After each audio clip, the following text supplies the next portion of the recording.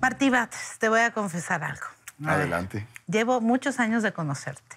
Desde que comías hotcakes con huevos en la mañana, así una bomba. Esa dieta terrible, ya la abandoné. ¿no?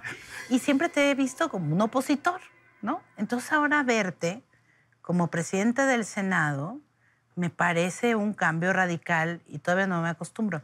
¿Te pasa un poco a ti también? Bueno, ya he tenido experiencias, precisamente cuando nos conocimos, terminaba yo una experiencia al frente de la Asamblea Legislativa como mayoría. Es cierto. Con un gobierno, el que encabezó Cuauhtémoc Cárdenas.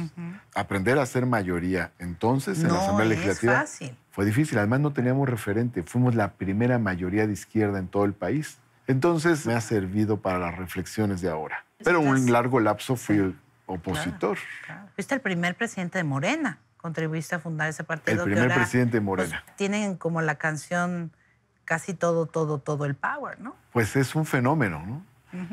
No hay ningún antecedente como este, ninguno. No. Uno parecido es el de Francisco I. Madero, que fundó el partido antirreeleccionista poco antes de las elecciones presidenciales de 1910 y ganó las elecciones. Le hicieron fraude, se repitió y ganó en 1911 la presidencia. Pero ahora, en toda la etapa institucionalizada, de estabilidad política, esta es la primera vez que ocurre que se genera una fuerza política y gana las elecciones presidenciales siguientes. Y la mayoría en ambas cámaras. Y la mayoría en ambas cámaras. Que no es cualquier cosa. No, también es la primera vez que se gana la mayoría desde un impulso de un movimiento desde abajo. El PRI había tenido mayoría, pero fue un partido de Estado. O sea, el PRI se organiza desde arriba, lo organiza Plutarco Elías Calles, con financiamiento forzado del Estado, de los servidores públicos, y luego se incorporan las organizaciones de masas al partido oficial, cambia su nombre a PRM, luego a PRI. Pero esa es la primera vez. Nace desde el gobierno para mantener el poder. Nace desde el gobierno para mantener el poder. Y ese es un movimiento que nace desde abajo y conquista el gobierno y la mayoría legislativa. Bueno, tienen muchísimos temas abiertos, me parece. Me gustaría tocar algunos de los más candentes contigo, pero empezar con algo que también me parece inédito, que tú vas a regresar 300 millones de pesos en los próximos días a Hacienda. Así es. De un recorte que hiciste en el Senado que sale en parte de que a la mitad los recursos de los grupos parlamentarios, bueno, otra serie de recortes. ¿Qué es lo más ostentoso que viste cuando llegaste? Fíjate que lo que me llamó mucho la atención es que se le daba un bono de bienvenida a los senadores de casi 400,000 pesos para que se instalaran. En cash, así tú lo gastabas en un viaje a Europa. ¿Sí en líquido. Y se le daba a los senadores con la idea de que se instalaran en la ciudad, que compraran un coche, que pudieran tener un lugar donde vivir aquí. Eso lo quitamos. Pero me sorprendió mucho que eso existiera y que pasara como si nada, de una larga lista de privilegios. Claro. Todo el tema del dinero que se le daba a las bancadas era absolutamente opaco. Y todavía no veo que sea como tan transparente, ¿o sí? Falta reglamentarlo. Ahora el avance sobre todo es que disminuyó.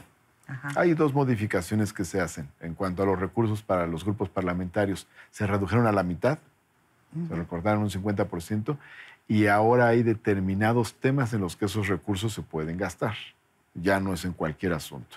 ¿Antes era en cualquier asunto sin cortapisas de ningún tipo? Se consideraba tradicionalmente que al momento en que ese recurso se entregaba a los grupos parlamentarios, ya estaba ejercido. El comprobante era que el grupo parlamentario lo recibió. Y no solo es una cuestión del Senado, eso pasaba prácticamente en todos los órganos legislativos. Así es. Entonces, bueno, se redujo y hay una determinada serie de claves, de temas donde se pueden gastar esos recursos y los legisladores lo tienen que comprobar. Entonces, tú lo vas a regresar a Hacienda y ya Hacienda decidirá a qué lo dedica. Ya regresamos. Allá. Ya regresamos 281 millones. El ahorro fue mayor. Digamos 600 millones aproximadamente. ¿Y entonces? Pero se gastó una parte en las liquidaciones de estructura que también se redujo de los funcionarios que se fueron y una parte en personal de honorarios que se renueva en cada Senado de la República. Pero entre otras medidas se redujo los mandos en un 30%. los techos financieros de los órganos de gobierno en un 30%. Los presupuestos a grupos parlamentarios en un 50%. ¿Y todo sigue funcionando igual Las de bien? Las comisiones de 64 a 44. Yo creo que ha habido un funcionamiento interesante. Tenemos horas récords de trabajo. Sí, de iniciativas y puntos de acuerdo. Tenemos récord en presentación de iniciativas. Es decir, el Senado está trabajando más y hay productividad sobre ciertos temas claves del debate nacional. Pero a ver, hay miles de temas abiertos. Del robo de combustibles, el presidente ha sido muy claro en el sentido de que quiere que sea un delito grave, que ya lo va a hacer dentro de poco. Pero además me sorprende esto de decir, todo pasaba por Los Pinos y o estaban enterados o eran cómplices. ¿A ti te parece bien que pase así nomás, borrón y cuenta nueva? Me parece grave, me parece muy delicado. ¿Sí se debe investigar? Claro, por supuesto, se debe investigar. Caiga quien caiga, hasta los expresidentes, sí. No con la búsqueda de la persecución política, pero seguramente va a salir información de todo esto. Evidentemente que hay fuertes responsabilidades. Es decir, se perdían 60,000 millones de pesos al año. ¿Sabes qué es? Es como el presupuesto de la UNAM. Entonces, evidentemente se trata de mucho dinero, de muchos recursos. Eso por mencionar ese tema. Okay. Hay un apoyo clarísimo hasta el momento al presidente por el tema. Pero yo lo veo como muy solo hasta hace poco, como con pocos voceros que le ayuden a defender. ¿No te parece un riesgo innecesario? Que no salgan otros secretarios de Estado, le hagan... Los secretarios de Estado deben ser como los fusibles del presidente, ¿no? Yo creo que así se acostumbraba un poco. Pero siendo el presidente el principal vocero del gobierno, y además un vocero de todos los días, y teniendo prácticamente una comparecencia con los medios de comunicación todas las mañanas, pues evidentemente que él tiene el principal espacio para responder a estos temas, para explicarlos, para plantearlos. Y en la medida en que los secretarios vayan tomando el control de sus temas, pues seguramente se van a ir metiendo más y más a los debates que se van a originar por esta iniciativa y por muchas más que vienen. El tema de la Guardia Nacional creo que nos sorprendió muchísimo a todos porque ya lo han explicado, no era el tema que propusieron en campaña, sin embargo llegaron al gobierno y el planteamiento fue radicalmente distinto. Cuando tú te enteraste de esto, ¿te sorprendiste? Hay que reconocer que hay un cambio. Hay un cambio en el planteamiento que se hizo. De los ejércitos, del ejército a los cuarteles de un planteamiento de la salida tajante e inmediata del ejército. Se plantea con la Guardia Nacional hacer una policía mixta. Es en parte civil y en parte militar. Pero por los militares, la verdad.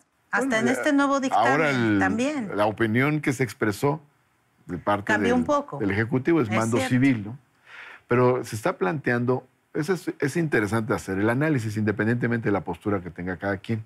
Se está planteando que salga el ejército como tal del tema de la seguridad y que se quede en el tema de la seguridad una Guardia Nacional que tiene o tendría una composición mixta. Una parte militar, que serían las policías naval y militar, y una parte civil, que sería la Policía Federal, reforzada por otra parte civil, que serían los nuevos reclutas. Digamos, es este planteamiento general. Por militares, básicamente. Bueno, ya no. Lo que se está diciendo es que tendría un mando civil. Pero mixto. Digo, según el transitorio son uno civil y 2 militares. El nuevo dictamen. Lo que opinó el gobierno federal, no sé cómo termine ya el dictamen finalmente, lo que opinó el gobierno federal fue mando civil, vamos a ver esto cómo se va a traducir. Y obviamente hay una parte que está formada en una lógica castrense, que son las policías militares, que son dos, la naval y la militar.